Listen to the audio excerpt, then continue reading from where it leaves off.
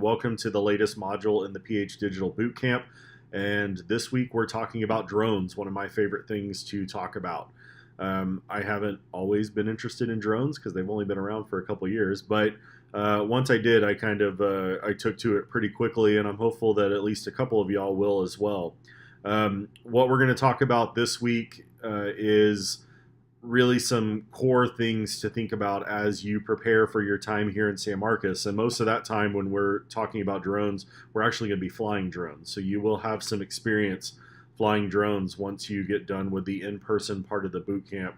But some things I want you to know before we come to that, and I'm going to have some resources later in this module for you to learn more and dive in and get introduced to the world of drone journalism and drone education. All right, so welcome to the world of drones. And one thing to keep in mind is that drones go by several different names. You will sometimes hear them referred to as UAVs. The FAA oftentimes refers to them as UAS, more specifically SUAS. And what that actually means is small unmanned aircraft systems. So don't let any of those extra names throw you off. We're talking about drones, the thing that you most commonly associate with this. It all means the same thing. One other thing to keep in mind is that not all drones are created equal. We have several different types of drones. We have these little nano drones, which cost anywhere from $10 to $50, and you can buy at Best Buy or Walmart or Target. You may have a son or a daughter or a niece or nephew or little brother, little sister who flies these things. They're generally harmless. They generally weigh less than half a pound. But one of the examples I'm going to show you in the resources part of this module does some amazing work with these. These are really hard to fly, actually. Then there's this. This is what we typically think of when we think of drones. This is actually a Phantom 4, which we'll talk about here in a second. So when we're talking about drone journalism, almost all of it's happening with something like this. But we also have what are called fixed wing drones. These are done with a lot of photogrammetry, which we're going to talk about here in a little bit. These are more stable, they can fly longer, and they can fly faster. So it's much better for data collection because you can cover more ground in a shorter amount of time with these fixed-wing drones. It's impossible to talk about drones without talking about one company in particular, and that's DJI.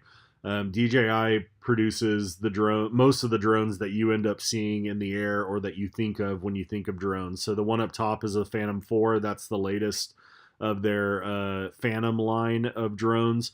The bottom right is the Mavic Pro, which is what you'll be flying when you come to San Marcos. This is a foldable wing drone, so you actually fold those wings out, but you can see it fits in the palm of your hand, so they've gotten a lot better size-wise. And then we have the Inspire down there on the bottom left. This is the top of the line for DJI's drones. Pretty heavy, pretty intense to fly, but does some remarkable work in terms of that. Those wings actually come in and come out. It's kind of crazy to see in the air. So a couple of things about DJI. It's headquartered in China. So it is a Chinese company, but they have hired a lot of the drone experts from the United States, including many legal experts, to be part of DJI.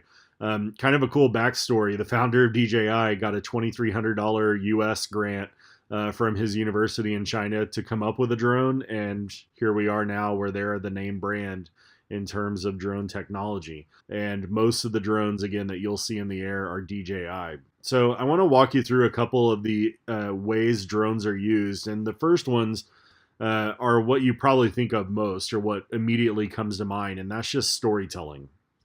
So photo storytelling, video storytelling, drones, newsrooms are using them, regular people are using them to tell stories, to get that aerial footage.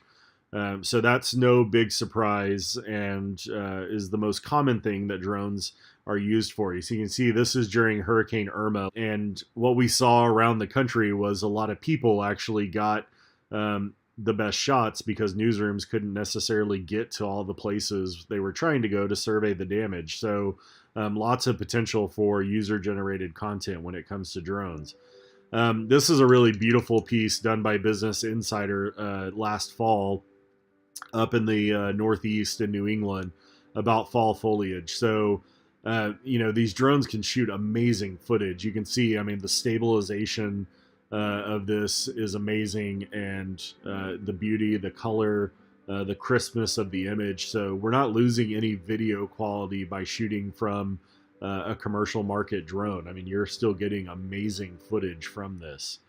One of the things that you may not think about, but is a lucrative market in the drone world, is tower inspections. So you can see here, we're really high up in the air, and sending a man or a woman up to inspect this tower if a light's out or if it's not working properly is not only going to be costly, it could be very dangerous as well. So instead, what a lot of companies do is they just send a drone up to take a look and figure out, maybe which light's out. So if they do have to send somebody up, they know they've got the right part for that. Or if it's just, a blinking light and they need to see what's going on, you get a good look at it that way, and you don't have to send the person up all of those steps in a very dangerous situation in order to see that. Real estate has really taken to drones. One of the first industries that saw the potential of it. So you can see here, this is much different than what you used to see when you were actually looking at homes and just still photography. This is somebody actually flying through this house. I believe this is in California. And so you have these amazing videos that real estate agents or their hiring people are producing and using to sell homes. One other really great use of drones, and honestly one thing that really excites me most about drones, is the search and rescue potential for it. So fire departments, police departments, first responders in general are using drones for heat mapping and finding people who are either lost or stranded in the woods, and you name it. Drones can help find those people much faster. They've done testing with this, and drones have across the board found people much faster than search parties can actually do it. So very exciting use of drones right there. Then there's data collection, which drones, from the sky can produce a ton of data and collect a ton of data. So this is one aspect that the agriculture field has, or the agriculture industry has really taken to.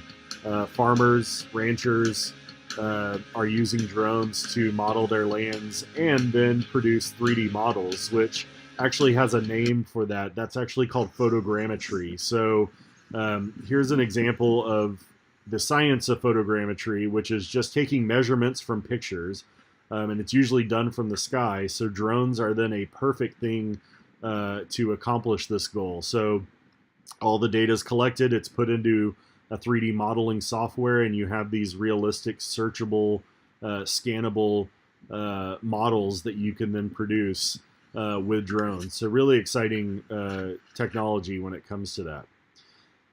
You're going to hear people talk about Part 107, and I don't want to get into this too much right now because I don't want to make your head hurt, but I do want to introduce Part 107, which is the FAA's guidelines in terms of what you have to do to become a commercial drone pilot. And so Part 107 is the set of rules. It's also the name of the exam you have to take if you want to do things for commercial purposes.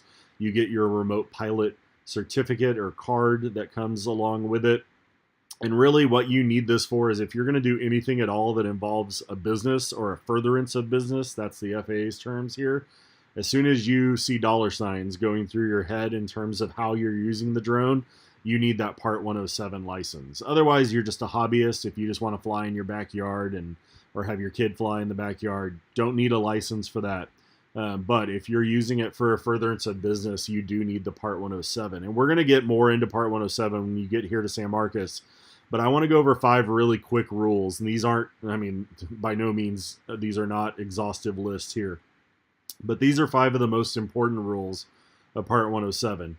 We're going to talk a lot about airspace. So I'll show you some sectional charts when you get here to San Marcos. But you have to know the airspace, where you're flying, and whether you can actually fly there or not.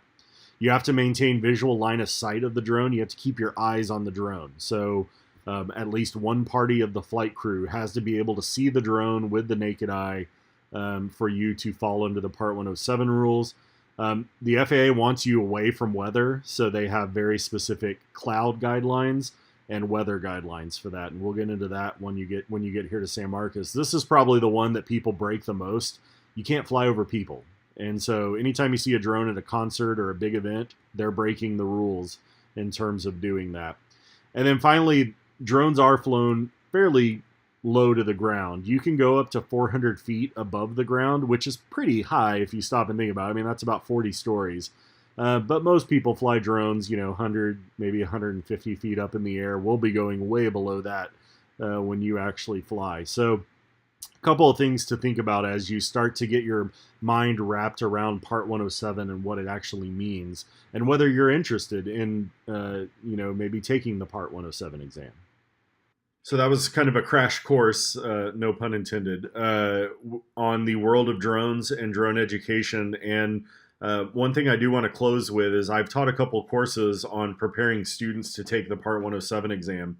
If that's something that you feel like you would be interested in, I will gladly open up my course materials for you to take and study.